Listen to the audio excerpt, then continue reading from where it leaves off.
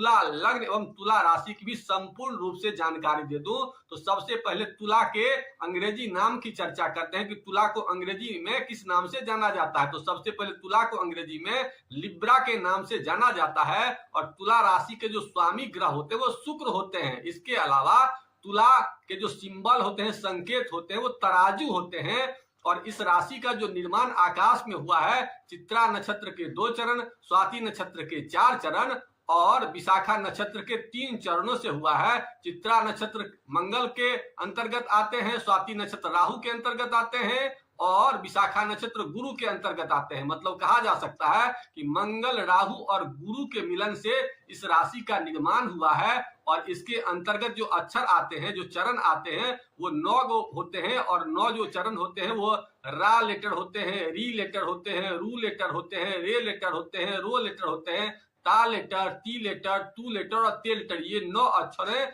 जो होता है ये आपका तुला लग्न और तुला राशि का होता है। अगर आपकी इसमें से कोई राशि है तो आप समझ जाएं कि आपके लेटर इन्हीं में से होंगे।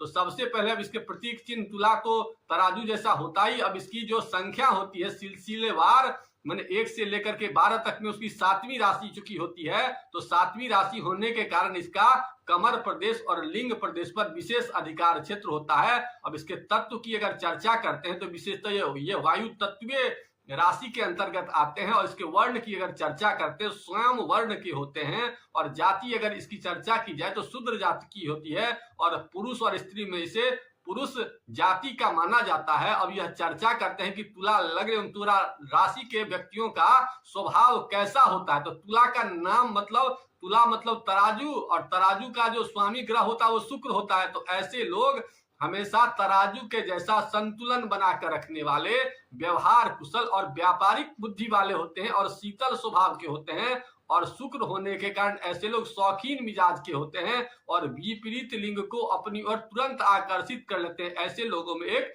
विशेष चुंबकीय शक्ति होती है जिसके कारण किसी भी आदमी को अपनी ओर अनायास ही खींच लेते हैं और ऐसे लोग खुशहाल होते हैं और अपने जिंदगी में उम्र के साथ धीरे धीरे करके तरक्की को ही प्राप्त करते हैं। और ऐसे लोगों में विशेष गुण क्या होता है कि अपने आप को सुंदर बना के रखते हैं, आकर्षक व्यक्तित्व ऐसा लोग अपना हमेशा रखते हैं और ऐश्वर्यशाली होते हैं और ज्ञान को लेने के लिए प्रयासरत हैं, इसलिए ज्ञान प्रिय होते हैं और सामने वाले को मन को परखने में ऐसे लोगों को विशेष पारंगत कहा जा सकता है कि ऐसे लोग होते हैं और अपने मन की बात दूसरों को समझने नहीं देते। ये सबसे बड़ा विशेष गुण होता है और अपने जिंदगी में ऐसे लोग कदम पर कदम आगे बढ़ते हैं और अंत में जाकर के विशेष रूप से समाज में सफलता प्राप्त करते हैं। ऐसे लोगों को राजनीतिक जीवन में भी विशेष तौर पर सफलता मिलती है और ऐसे लोग अपनी जिंदगी में तमाम ऐश्वर्य को प्राप्त करते हैं। ऐसे लोग गाड़ी घोड़ा शौकीन मिजाज के होते हैं तो वस्त्र सुगंध भी ऐसे लोग खूब अच्छी तरह से प्राप्त करते हैं।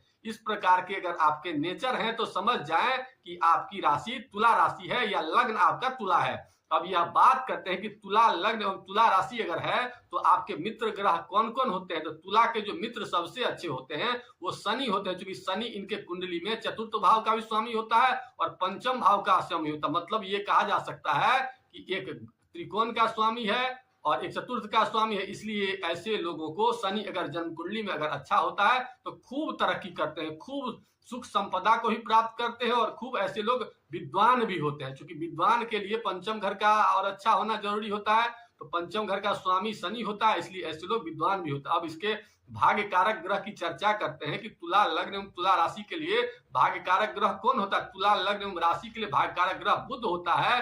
अब इसके धन की चर्चा करते हैं तो धन के लिए 2य भाव का जो स्वामी होता है वो मंगल होता है और 11th भाव का जो स्वामी होता है वो सूर्य होता है।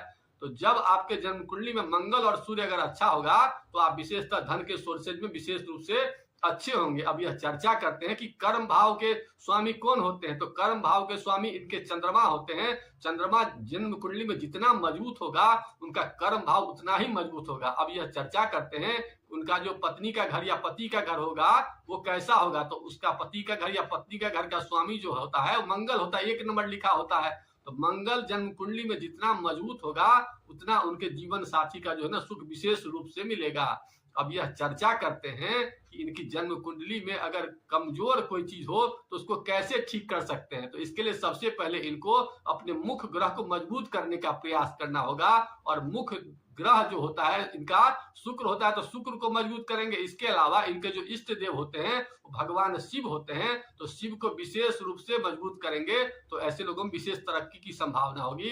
तो अब तरक्की की संभावना ज्यादा करने के लिए क्या क्या उपाय किया जाए इसकी चर्चा करते हैं। लेकिन चर्चा करने से पहले आप लोगों से एक नम्र निवेदन करना चाहूंगा कि अब तक अगर हमारे चैनल को आप लोगों ने सब्सक्राइब नहीं किया है तो कर लीजिए। चर्चा करते हैं कि अगर जन्म कुंडली में शुक्र कमजोर हो तो क्या ऐसा उपाय करें जिससे आपके जिंदगी में विशेष तरक्की हो। तो सबसे पहले आपको ये करना होगा कि अपने जिंदगी में अनुशासन को विशेष रूप से रखना होगा, क्योंकि शुक्र का मुख्य चीज अनुशासन ही होता है।